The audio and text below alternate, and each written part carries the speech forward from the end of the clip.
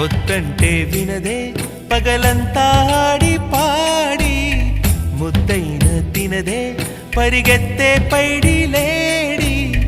చిలకల్లే చెవిలో ఎన్నో సులాడి పడుకోదే పన్నెండైనా ఏం చేయాలి గుమ్మాడి గుమ్మాడి ఆడిందంటే అమ్మాడి డాడీ ఊపిరిలో మురిసే కూచిపూడి